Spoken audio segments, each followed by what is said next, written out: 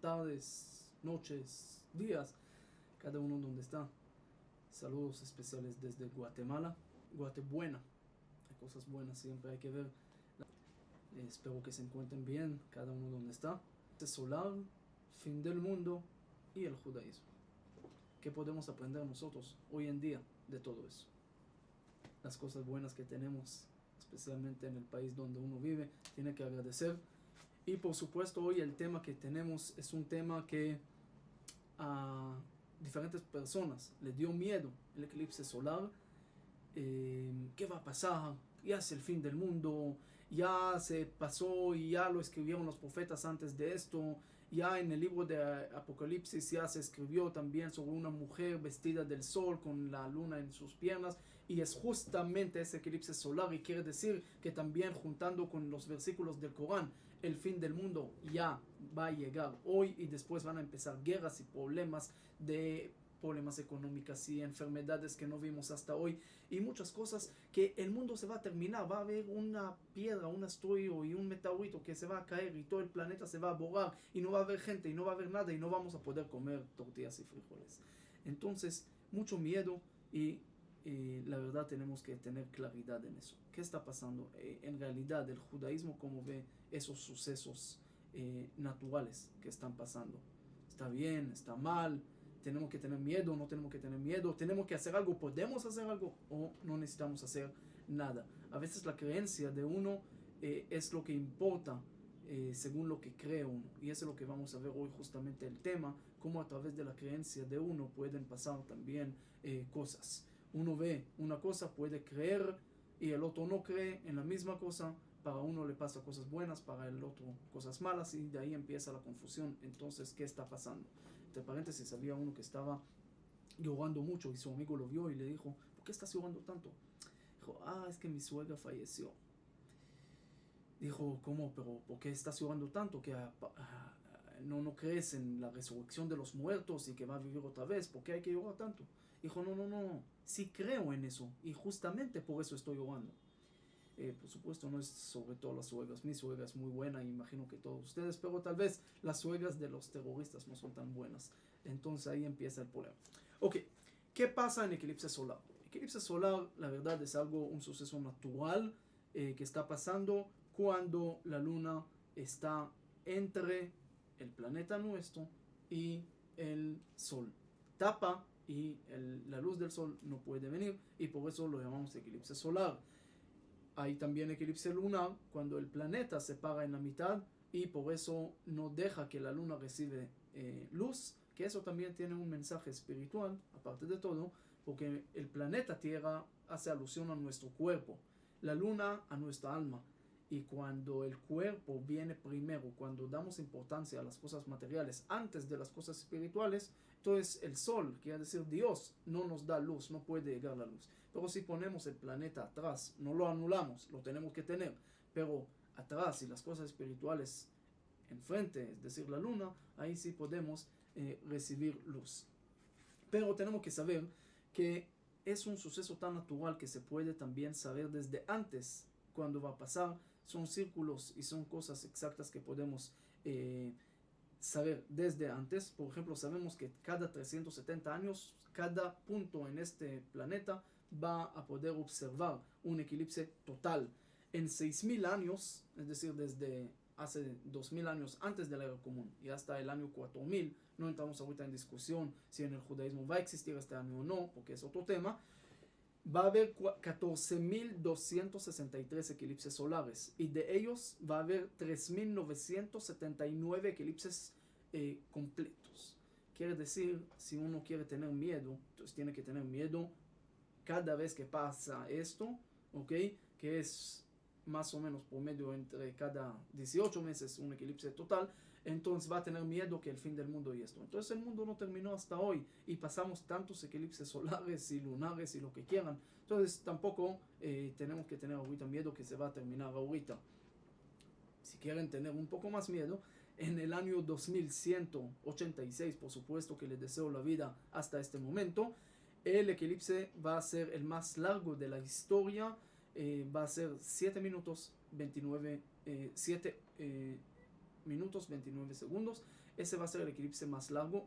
Y yo le voy a dar una profecía, no soy profeta, pero antes de ese eclipse, en el año 2186, todo el mundo va a hablar que se va a ver el final del mundo porque ese eclipse nunca pasó y esto y el otro. Pero ustedes tranquilos, porque lo que vamos a aprender hoy, tal vez vamos a poder tener un poco más claridad de eso. Hay también cosas buenas que salieron del eclipse solar. Ustedes saben que para comprobar parte de la teoría de la relatividad de Einstein, necesitaba observar un eclipse solar, ¿okay? Para ver una estrella y para entender que la luz puede pasar de diferentes formas y pasar al sol. Entonces ahí lo vieron, pero pasó algo interesante también. De eso hay mensaje, no lo podemos perder el mensaje. En 1914 ya quería observarlo, pero por la Primera Guerra Mundial y eso no podía observar el eclipse solar. Entonces en 1918 pasó otra vez un eclipse solar, pero tampoco lo podía ver porque estaba muy nublado, entonces no lo vio. En 1919 lograron ver y lograron comprobar esa parte de la teoría. Tenemos a veces que saber cómo agarrar el momento. Pasa el momento, ya no se puede devolverlo. Entonces, el eclipse solar sí, pero a veces en la vida, eclipses de la vida, no se puede devolver el minuto. Por eso tenemos que aprovechar cada minuto. Algo muy interesante en el mundo, hay, tal vez lo podemos llamar la prueba científica, el experimento científico el más largo de la historia, es sobre el asfalto. Ustedes saben que cada elemento del mundo, cada líquido, tiene viscosidad diferente. El agua tiene una viscosidad, por ejemplo, aceite es 100 veces más de agua. La miel también es líquido, pero mucho más pesado, entonces tal vez es 100 veces más del aceite. Pero hay algo que es 230 billones de veces más del agua. Su viscosidad está tan fuerte, es casi algo pesado. Es un tipo de asfalto muy pesado, pero todavía se considera científicamente líquido. Cada 9.5 años sale una gota, nada más, una gota, y por eso se considera todavía líquido. Pero desde 1927, escuchen bien, mucho antes que nací, y me imagino que ustedes también, están tratando de observar esta gota que se está cayendo, y cada vez no se logra. Hasta hoy en día no se logró. Hay científicos que están ahí todo el tiempo, pero exactamente, incluso hay una página de internet donde pueden verlo en vivo, y estaban durmiendo, tenían justamente que comer, justamente de ir aquí, de ir allá, nunca podían lograr agarrar este minuto, este segundo. Si quieren esperar, en 2027 va a haber este momento otra vez. Entonces no se duermen, espérense a este momento. Pero hay que tomar el segundo, porque si uno desaprovecha sus oportunidades, entonces al final puede perder todo. Entonces uno tiene que saber aprovechar el momento, aprovechar el segundo. Como dice en el judaísmo, hay una mitzvah, hay algo, agárralo. Mitzvah ba leedcha, al tachmitzena. No lo pierdas. No digas mañana. Como dicen, no hagas mañana lo que puedes hacer pasado mañana. Hay que hacer las cosas, echarse al agua y hacer las cosas, no esperar que el agua se enfríe. Había uno que le dijo a su amigo, estaba en la piscina, dijo, mira, el agua es, ¿cómo está el agua? ¿Está fría? Dijo, sí, está fría, pero si 5 minutos y te acostumbras. Dijo, ok, regreso en 5 minutos. Aprovecha, tírate al agua y ahí te vas a acostumbrar. Ok, desde, sabemos, de 585 años antes de la era común, estamos hablando hace más de 2600 años, Tales Mimiltus, un filósofo muy conocido, logró ver un eclipse solar. Ahora, hay algunos cambios de los animales, de repente piensan que es noche y eso, pero también los cambios no son tan drásticos como hace parecer los medios de comunicación, y esto que son cosas que ya se termina casi el mundo y que va a haber oscuridad, ni siquiera la luz va a existir, y tampoco tenemos que exagerar tanto. La primera vez que sabemos que se escribieron que tenemos sobre el eclipse solar era en China en 2137 antes de la era común, quiere decir hace más de 4000 años. Ya sabemos que existió esto. Ahora, ¿por qué pasa esto? Ya explicamos la explicación natural y así pasa, pero hay gente que siempre le gusta ver otros tipos de explicaciones, como la mitología china, como ya vimos que eran los primeros. Entonces ellos dijeron que hay un perro que se llama el perro del cielo, y que a veces él está enojado, no sé por qué le hacen enojar, y está tragando al sol o tragando a la luna, y eso es muy peligroso. Por eso ellos siempre hicieron ruido de bombas y de eso hasta el siglo XIX para que se vaya este perro. Entonces ese era según esa mitología. La mitología romana también algo parecido, sobre una persona que tomó del agua eterna y se hizo inmortal, pero el sol y la luna y ahí los astros se pelearon con él, lo dividieron en dos, pero como era inmortal no murió, pero a veces se enoja y come un poco el sol, a veces se enoja, come un poco la luna. Entonces tal vez hay que tener miedo de esa persona o de esa teoría o de esa gente que creyeron en esa teoría, pero eso es otra cosa. En los romanos también después había creencias que el éxito del emperador y todo depende de los astros, depende del eclipse, y por eso mataron en el año, es decir, estamos hablando hace muchos años atrás, mataron 2 astrónomos porque no lograron a ver y a decir y a entender que va a haber un eclipse solar completo, y por eso lo mataron. Sabemos también 430 años antes del era común también Plutorojos, cuando llegaron barcos de Atenas y eso, y de repente estaba un poco oscuro por eclipse solar, no entendieron por qué y pensaron que iban a morir y eso, y él lo calmó y dijo no, es algo que está pasando. Pero también algo bueno más que salió de eclipse solar, que también los griegos entendieron que el planeta es redondo por la sombra. También Aristóteles también lo escribió por otras razones, como lo escribió en su libro sobre el cielo, pero también de ahí ya lo entendieron también. Ok, ya vimos mitologías y esto, y cuentos de mitologías nunca podemos terminar. Pasemos a entender un poco lo que está pasando en el judaísmo con este tema. En el profeta Amós dice así, en el libro de Amós, en el capítulo 8, en versículo 9, dice: voy a traer, está hablando como una profecía, el sol en mediodía, es decir, como atraer en hebreo también puede ser, lo voy a ocultar y va a ser oscuro en la tierra, y este día va a ser muy complicado. Ahora, todos están hablando que tal vez este día era 763 antes de la era común, que también vieron y registraron un eclipse total, pero otra vez. Entonces todos dicen que quiere decir eclipse solar, pero como vamos a ver, según Rabbi Yonatan Eibeshitz y otros rabinos, no necesariamente eso habla sobre eclipse solar. Tal vez está hablando sobre una metáfora de justicia, otra metáfora, pero no necesariamente de eclipse solar. Irmiau, el profeta Irmiau, dice al pueblo de Israel: ustedes no tienen que tener miedo de los otot, de los astros y esto. Si uno tiene miedo, tiene que tener miedo de sus acciones y esto, como ayer que escribí que voy a hablar sobre el tema. Entonces alguno que parece árabe escribió que según el Corán y según el Islam, el eclipse es peligroso al mundo. Entonces alguien le respondió ahí que según el eclipse, el Islam es peligroso al mundo. Yo le dije, no hay que juzgar a la persona según su religión, hay que juzgar a cada persona de una forma particular, y por supuesto que hay que tener cuidado de los extremistas.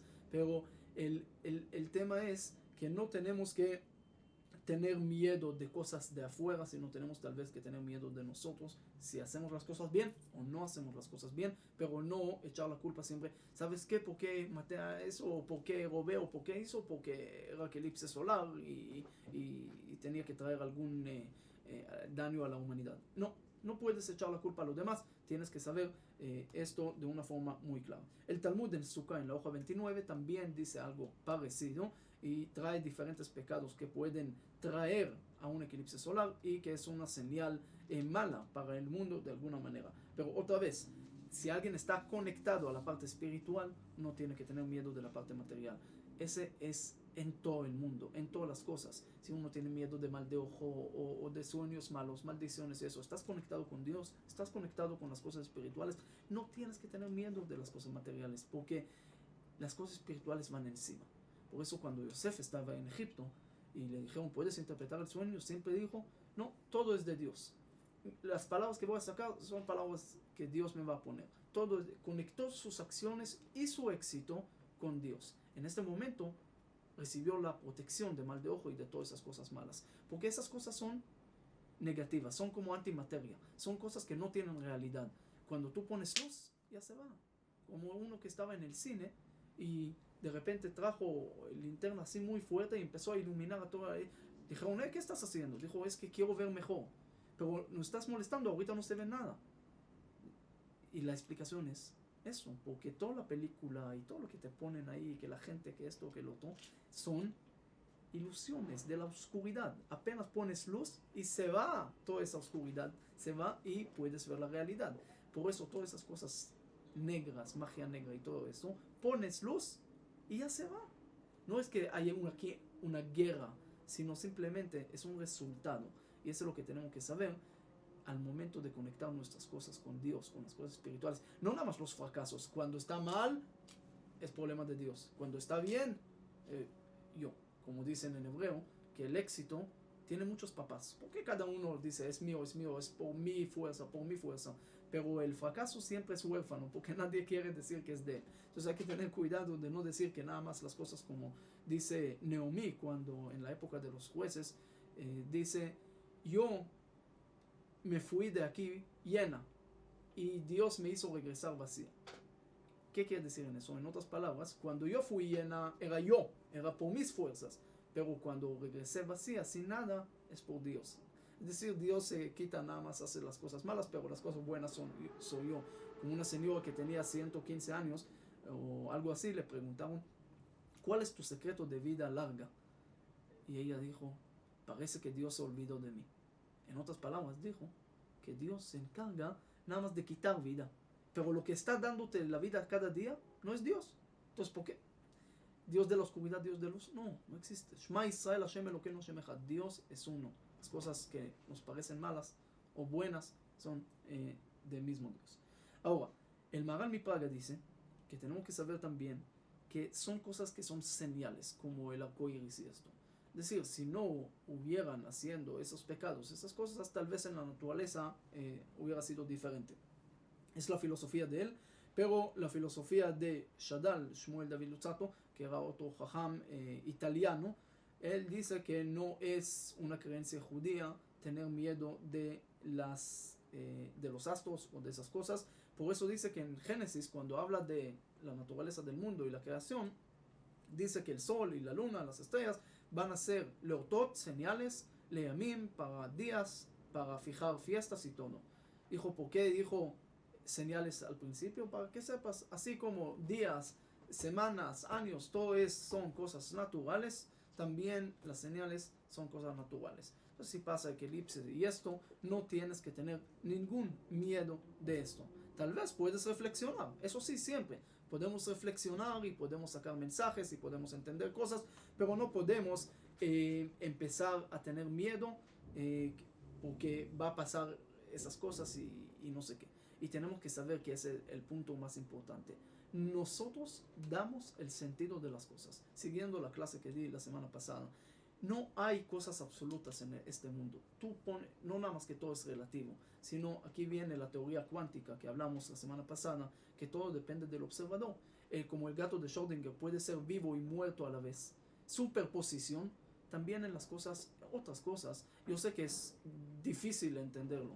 Como dijo Niels Bohr, que si alguien no se asustó de la teoría cuántica, es que porque no lo entendió bien. Sí, es para recibir susto. ¿Cómo puede ser superposición? ¿Cómo puede ser dos cosas a la vez?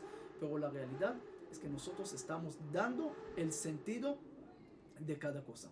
Nosotros decidimos. Uno puede ver una cosa, el otro puede ver la misma cosa y cada uno lo puede explicar diferente, como el asunto de 9 y 6. Cada uno puede jugar, yo veo 6, el otro yo veo 9.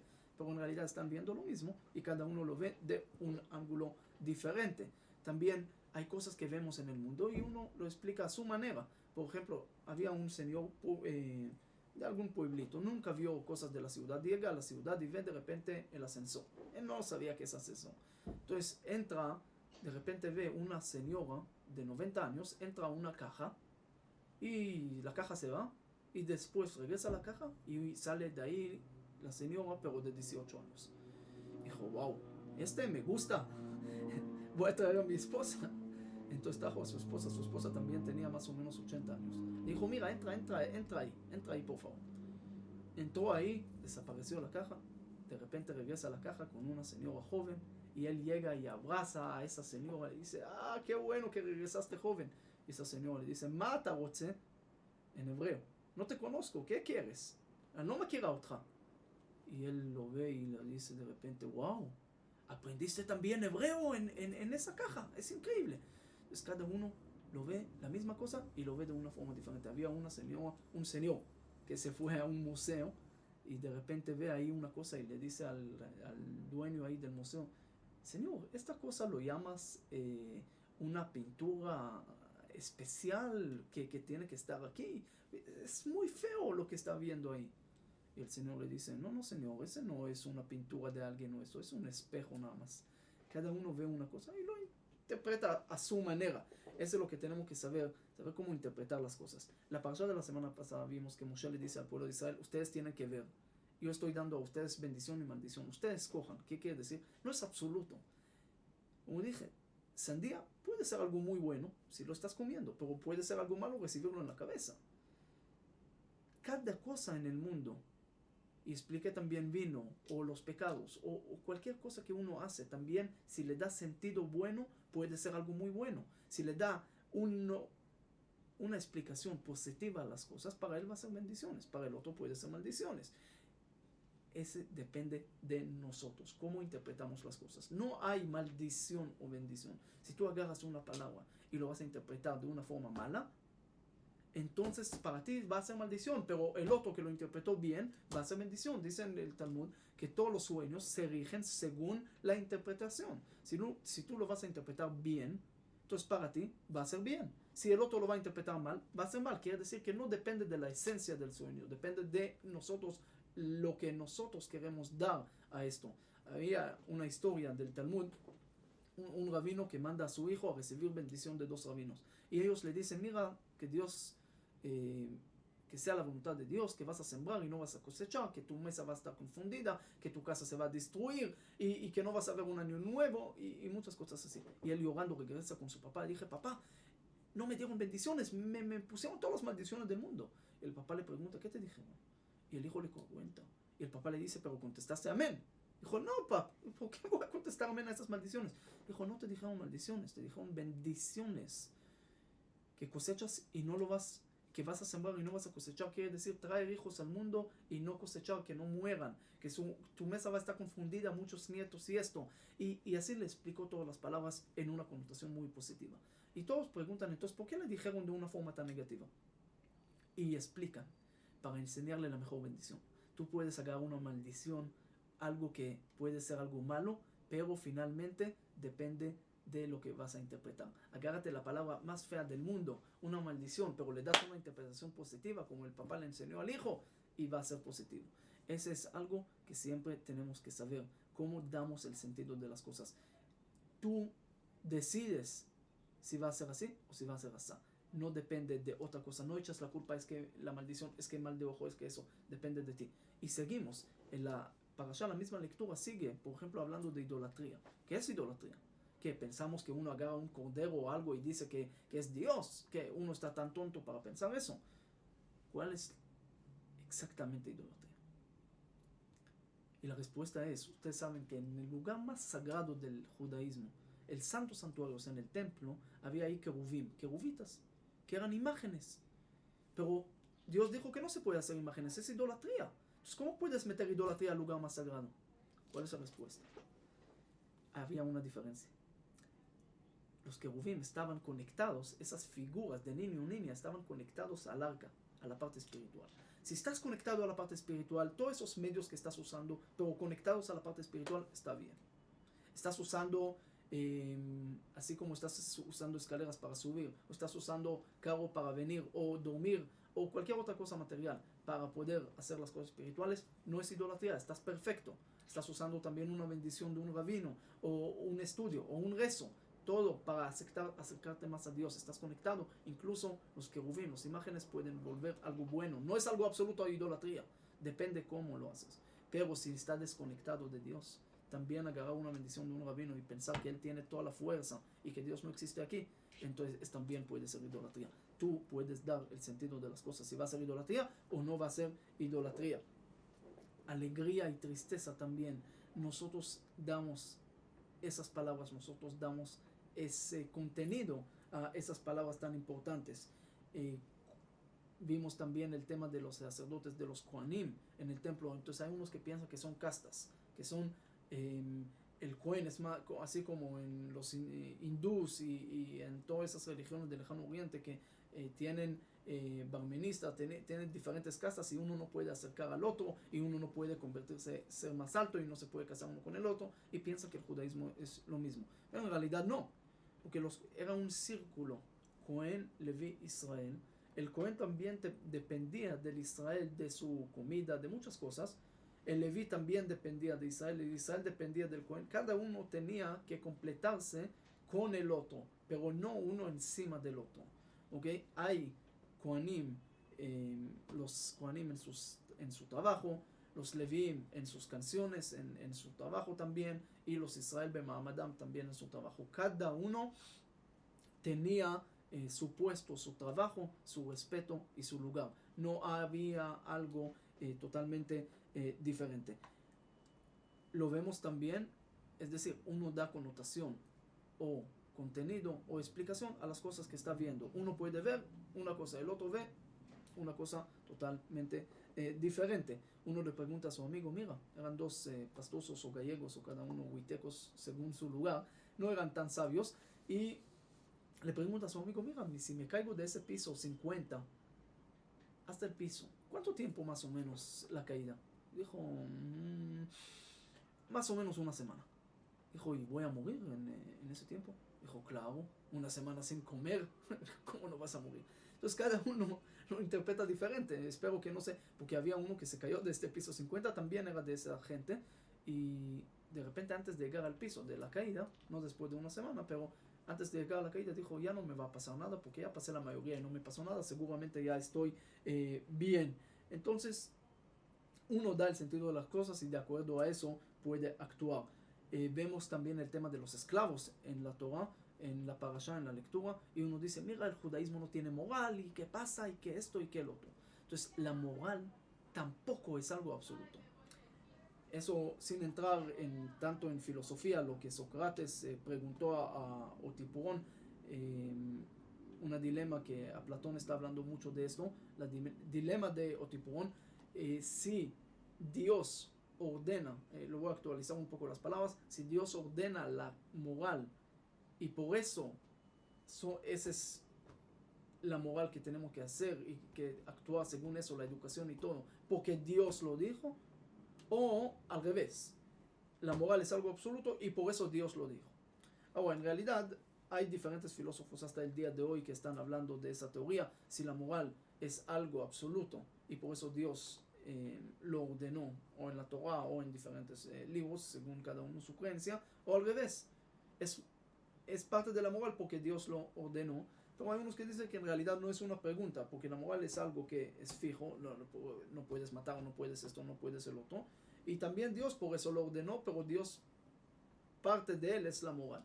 Pero en realidad uno tiene que saber que en mucho tiempo en la historia, en la época de la Jalía del mundo, la ignorancia del mundo, mataron personas, sacrificaron humanos, y todo esto era parte, para ellos era moral.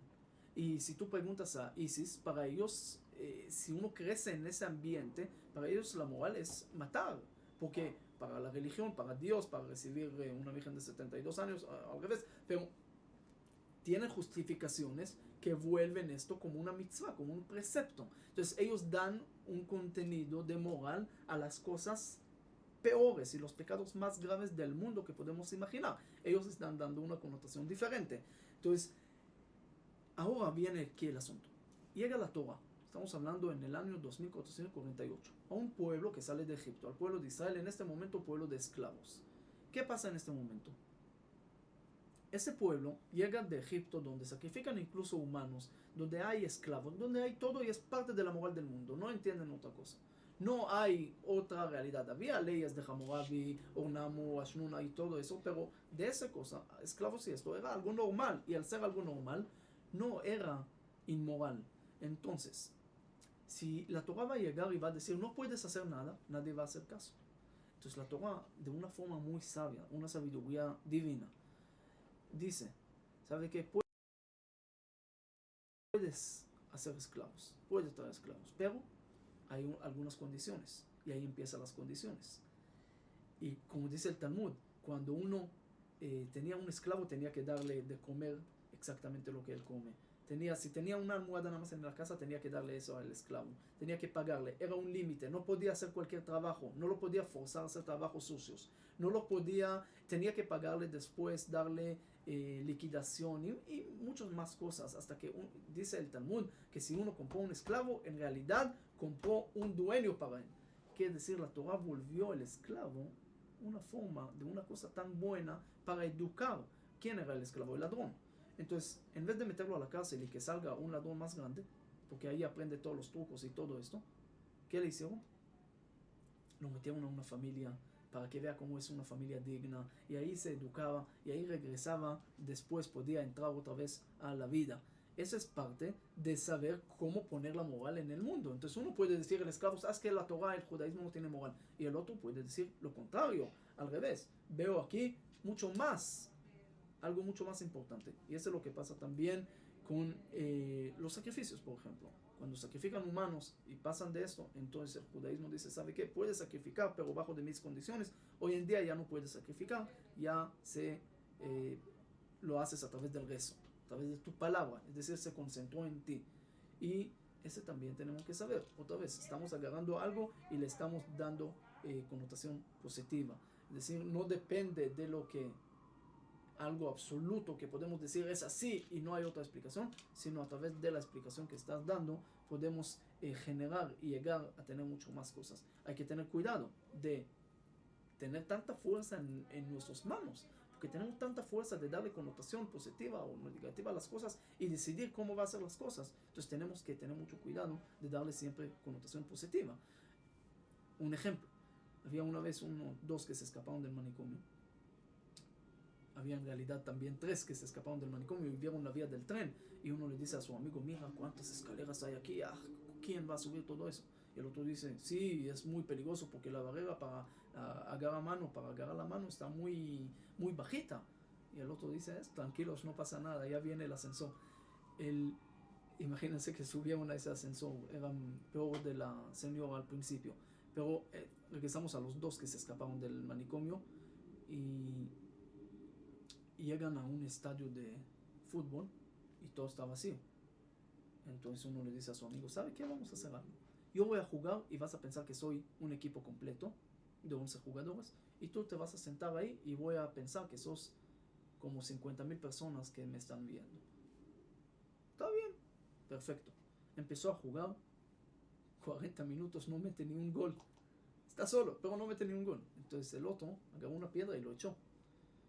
Y él se enojó, dijo, ¿por qué me estás echando piedra? Dijo, porque no metiste ni un gol. Dijo, ¿por qué me culpas a mí de todos los jugadores que hay aquí? Dijo, y lo mismo, ¿por qué me culpas a mí de todos los 50,000 que te están viendo? ¿Por qué me culpas a mí? Entonces, uno da alguna connotación, alguna explicación a alguna cosa y después al final puede sufrir de lo mismo. Entonces hay que tener mucho cuidado.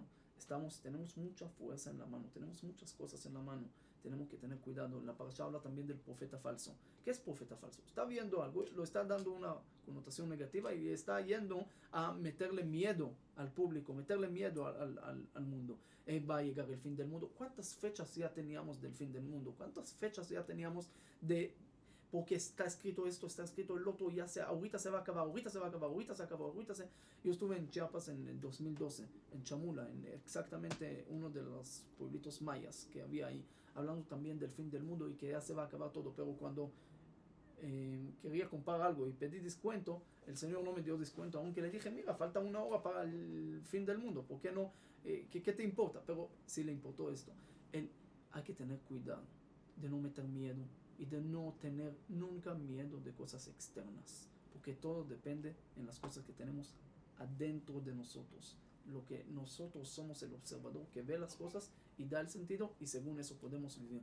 Entonces, si ya tenemos esa fuerza, damos una connotación positiva a las cosas y entendemos que ya otro fin del mundo y otro fin del mundo y otro fin del mundo y no llegó nada. Entonces, cuando va a llegar el fin del mundo, vamos a avisar por Facebook, Twitter y todas las redes sociales y no va a haber ningún problema. Pero por el momento, mientras no llegó, seamos tranquilos y hagamos las cosas que tenemos que hacer sin tener ningún miedo. Porque algo que ya no funciona 1 vez, 2 veces, 3 veces, 4 veces, ya deja de impresionar a la gente, pero de alguna manera cada vez encuentran otra explicación y agarran un suceso más natural y otra cosa natural y luna roja, luna verde y cada cosa para meter miedo a la gente. Tenemos que tener mucho cuidado de no entrar en ese miedo y no darle influencia a esto, porque nosotros sí podemos dar influencia a las cosas, pero mejor que sea una influencia positiva. A ver si hay... Entonces, ese es el resumen, esas son las cosas que tenemos que saber, lo que no meternos en muchas cosas que pueden desviarnos del camino. Vemos las cosas que sí funcionan, que son las cosas positivas, que son la luz, que son las cosas que tienen esencia. Lo que no, si tocaste a una puerta 1000 veces y no se abre, entonces tal vez no hay nadie. Entonces vaya a otra puerta donde sí hay personas. Me acuerdo ahorita que había una persona que su timbre de la puerta se dañó, entonces lo llamó a su amigo, que era también uno de los pastusos de antes, de los gallegos, muy sabio, y dijo, mira, tú sos experto de arreglar timbres, ¿me puedes arreglar el timbre de mi casa? Dijo, con mucho gusto, pero yo quiero el dinero de anticipado. Dijo, ok, te pago. Le mandó el dinero y quedaron que el día de mañana va a llegar para arreglar su puerta, su timbre. Llega el otro día, pero no llega y no arregla. Entonces lo llama, le dice, mira, ya pasaron 2 días y no llegaste a arreglar el timbre. ¿Por qué? Dijo, ¿cómo no? Llegué varias veces, toqué el timbre y toqué y no respondiste. Entonces, ¿qué quieres que haga? Entonces, uno también tiene que saber cuándo las cosas pueden funcionar, cuándo no pueden funcionar. Pero toca las cosas que sí pueden funcionar. No perdemos nuestro valioso tiempo en cosas que no tienen ninguna esencia. Simplemente fortalezcámonos en las cosas que tienen fuerza, esencia, parte espiritual, también la parte material, pero hacerlo de una forma buena, no de una forma mala. Ya estamos ahorita entrando, hoy en día es Rosh Chodesh. Hoy en día es Rosh Chodesh. Hoy en la noche, ahorita ya en esa hora ya estamos casi entrando al Rosh Chodesh Elul, el mes de Elul, un mes antes de Rosh Hashanah. Rosh Chodesh también tiene la misma explicación, el mismo mensaje, que de alguna manera dice, la luna a veces lo vemos pequeña, a veces lo vemos grande, lo vemos diferente. En realidad se queda igual, pero el punto de vista siempre cambia.